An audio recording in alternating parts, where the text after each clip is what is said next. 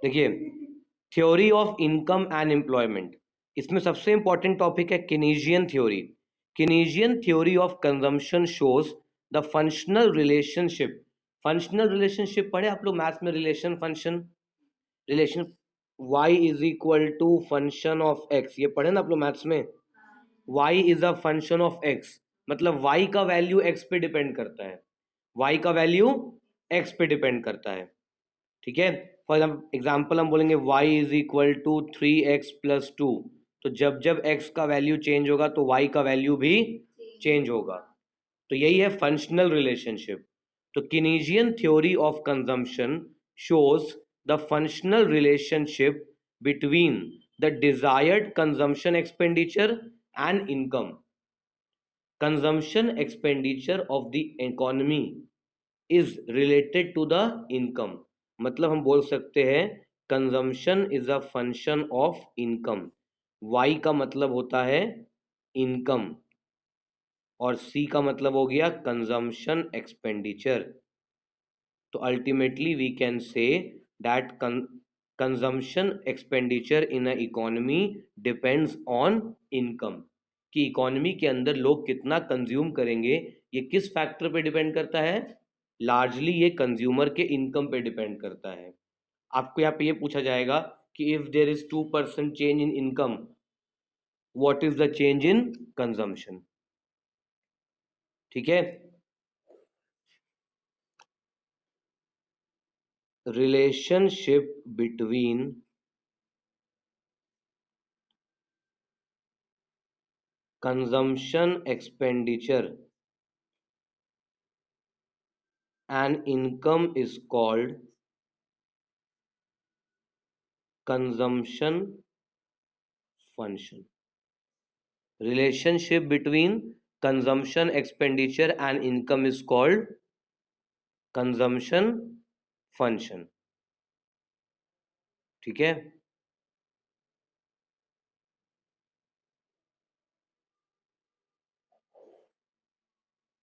तो केनेजियन थ्योरी में हम लोग क्या पढ़ते हैं, हम लोग पढ़ते हैं about the relationship between consumption and expenditure and income, desired consumption expenditure.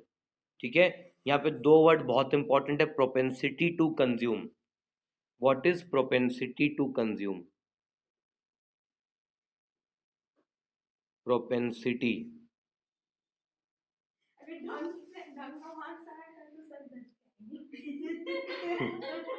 चलो आगे देखो। Propensity, propensity to consume or the tendency to consume. Propensity to consume shows the relationship between different levels of income and consumption. Propensity to consume का मतलब desire to consume, tendency to consume, कि consumer अपने income का कितना part खर्च कर रहा है। ठीक है, it shows the relationship between different level of income and consumption. अलग अलग लेवल का इनकम रहने पे कंजम्पशन अलग अलग रहेगा। जिस कंट्री का इनकम ज़्यादा है उसका कंजम्पशन ज़्यादा है, जिस कंट्री का इनकम कम है उसका कंजम्पशन कम है। तो अलग अलग लेवल पे, अलग अलग लेवल ऑफ इनकम पे कितना कितना कंजम्पशन रहता है, उसका जो रिलेशनशिप है उसको शो करते हैं बाई प्रोपेंसिटी टू कंज्यूम। ठीक है, देखिए सबसे पहले यहाँ पे लोग पढ़ेंगे एपीसी। एपीसी का मतलब होता है average propensity to consume. Propensity का मतलब होता है टेंडेंसी। देखिए, अगर एपीसी का फॉर्मूला होता है consumption by income, consumption by income. ठीक है, इसका मतलब होता है it refers to proportion of income devoted to consumption. अपने इनकम का कितना पार्ट आप कंज्यूम कर रहे हो। Average propensity to consume refers to the proportion of income devoted to consumption। अपने इनकम का कितना पार्ट आप कंज्यूम कर रहे हो, that is the concept of average propensity to consume. इसका फॉर्मूला एग्जाम में फॉर्मूलाज वेरी इंपॉर्टेंट, सम्स भी आता है इसका। एपीसी का मतलब कंजम्पशन बाय इनकम। अगर कंट्री का इनकम है 1000 करोड़ और कंजम्पशन है 900 करोड़, ठीक है, तो एवरेज प्रोपेंसिटी टू कंज्यूम कितना है? 0.9। 0.9 का मतलब 90%। इसका मतलब आप अपने इनकम का 90% आप खर्च कर दे रहे हो। समझ में आया? 90% आप खर्च कर दे रहे हैं। तो average propensity to consume is the ratio between the consumption and the income. It shows how much part of your income you are consuming. समझ में आया? तो average propensity to consume is the ratio to the total consumption to the total income. ठीक है, again याद रखना इस chapter में हम लोग बात कर रहे हैं aggregate consumption, aggregate desired consumption, कि पूरे कंट्री का डिजायर्ड कंजम्पशन एक्सपेंडिचर। ठीक है, ये पूरे कंट्री का एक्सपेंडिचर है, कंजम्पशन एक्सपेंडिचर है, पूरे कंट्री का इनकम है। तो एवरेज, इसका आप डेफिनेशन और फॉर्मूला याद करेंगे। ठीक है, इस चैप्टर में स्मॉल स्मॉल टॉपिक याद रखना है कि व्हाट इज एपीसी, उसका फॉर्मूला क्या है। ठीक है, व्हाट इज किनीजियन थ्योरी। किनीजियन थ्योरी में हम लोग क्या करते हैं? रिलेशनशिप समझते हैं बिटवीन इनकम एंड एक्सपेंडिचर। इसमें इक्विलिब्रियम में कब आएगा, इक्विलिब्रियम कब नहीं आएगा, अलग अलग केसेस आगे चलेंगे हम लोग। ठीक है, उसके बाद आते हैं मार्जिनल प्रोपेंसिटी टू कंज्यूम। देखो, marginal propensity to consume, marginal propensity to consume refers to the ratio of the change in consumption to the change in income. Marginal propensity to consume is the ratio of change in consumption to the change in income. कि अगर आपका income में 1% से change हुआ तो consumption में कितना change हुआ। ठीक है, फॉर एग्जाम्पल यहाँ पे कंजम्पशन और यहाँ पे इनकम। ठीक है, कंजम्पशन पहले था 900 करोड़, बाद में 980 करोड़, और इनकम पहले था 1000 करोड़, बाद में हो गया 1100 करोड़। तो आपको ये देखना है कि जिस इनकम इतना चेंज हुआ, जिस रेशियो में इनकम चेंज हो रहा है, क्या कंजम्पशन उतना में चेंज हुआ या उससे ज़्यादा चेंज हुआ। ठीक है, marginal propensity to consume refers to change, ratio of the change in consumption to the change in income. यहां बताइए तो इनकम में कितना चेंज हुआ? 1100 माइनस 1000। और कंजम्पशन में कितना चेंज हुआ? 980 माइनस 100। चेंज इन कंजम्पशन कितना है? 980 माइनस 900। और चेंज ऑफ इनकम कितना है? ये 80/100। मतलब इनकम में चेंज आया 100 करोड़ का, तो कंजम्पशन में चेंज आया 80 करोड़ का। आपका इनकम बढ़ने से आप पूरा का पूरा थोड़ी खर्च कर देते हैं। समझदार व्यक्ति वो है जो इनकम को सेव करे। ठीक है, तो जो इनकम जितना बढ़ा उतना से खर्चा बढ़ता है, उससे हो सकता है उससे कम बढ़े। क्या जितना इनकम है उससे ज़्यादा खर्चा हो सकता है? नहीं। 0.8। तो मार्जिनल प्रोपेंसिटी, इसको स्मॉल सी बोलेंगे।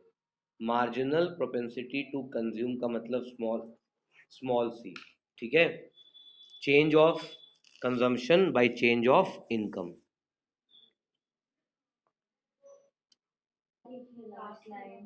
देखो पढ़ देते हैं। दो प्रॉपर्टीज है प्रोपेंसिटी टू कंज्यूम का। पहला क्या है? There is a direct relationship between income and consumption. Higher the income, higher the consumption. जो डेवलप्ड कंट्रीज है जिनका इनकम ज्यादा है, वहां पे कंजम्पशन भी ज्यादा है। दूसरा ये बोल रहा है कि इनकम इंक्रीज होता है, when income increases consumption expenditure also increases. Income बढ़ने से खर्चा भी बढ़ेगा। ऑब्वियसली अगर आपका भी इनकम बढ़ जाएगा तो आपका भी नया नया डिमांड आते जाएगा और आपका भी खर्चा इंक्रीज होगा। बट इनकम जितना से इंक्रीज होता है, कंजम्पशन उससे थोड़ा कम इंक्रीज करता है, because a small part of income is devoted to savings. जितना से आपका इनकम बढ़ेगा उतना से आप अपना कंजम्पशन नहीं बढ़ाएंगे, आप कुछ अमाउंट सेव करेंगे। ठीक है, यहां पर हम लोग बात कर रहे थे small c, marginal propensity to consume, कि इनकम चेंज होने से कंजम्पशन में कितना चेंज होगा? इनकम में इंक्रीज होगा तो कंजम्पशन इंक्रीज करेगा, तो C will be more than zero, because अगर इनकम इंक्रीज करता है तो कंजम्पशन भी इंक्रीज करेगा, तो C more than zero. But जितना से इनकम बढ़ा है उससे ज़्यादा तो कंजम्पशन इंक्रीज नहीं कर सकता है।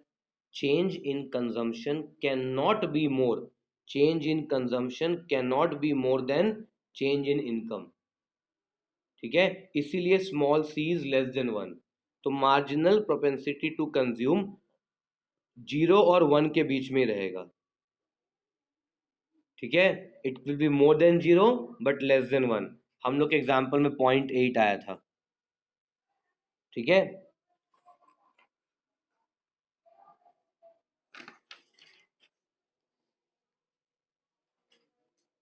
इसका ग्राफ है, ग्राफ तो हम लोग नेक्स्ट क्लास करेंगे। दो टॉपिक और देख लेते हैं, स्मॉल स्मॉल, बहुत easy. What is APS and what is APC. ठीक है, सेविंग्स का मतलब क्या होगा? Income minus consumption. सेविंग्स का मतलब हो गया इनकम माइनस कंजम्पशन। ठीक है, एपीएस, एपीएस का मतलब क्या हो गया? Average propensity to save, average propensity to save. It refers to that proportion of income that households want to save. Saving by income. अपने एवरेज प्रोपेंसिटी टू कंज्यूम का क्या मतलब था? एवरेज प्रोपेंसिटी टू कंज्यूम का मतलब था कि आप अपने इनकम का कितना पार्ट कंज्यूम करना चाहते हैं। And average propensity to save का मतलब क्या था? कि आप अपने इनकम का कितना पार्ट सेव करना चाहते हैं। अगर सपोज आपका इनकम है 1000 करोड़ और कंजम्पशन है 900 करोड़, तो सेविंग्स कितना है? 1000 करोड़ का इनकम है, 900 करोड़ का कंजम्पशन है, तो सेविंग्स होगा 100 करोड़। तो what is APC, APS? Average propensity to save, saving by income. 0.1 या 1/10, मतलब आप अपने इनकम का 1/10 सेव कर दे रहे हैं, 1/10 आप सेव कर रहे हैं। क्लियर? उसके बाद व्हाट इज एमपीएस? एमपीएस का मतलब हो गया marginal propensity to save, marginal propensity to save. It refers to the ratio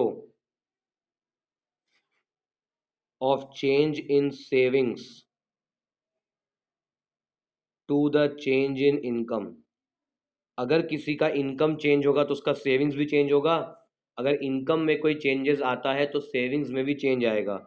marginal propensity to save का मतलब हो गया, मार्जिनल प्रोपेंसिटी टू सेव का मतलब change in savings by change in income. अगर आपका इनकम में चेंज आता है तो सेविंग्स में क्या चेंज आएगा? ठीक है, रेशियो बिटवीन द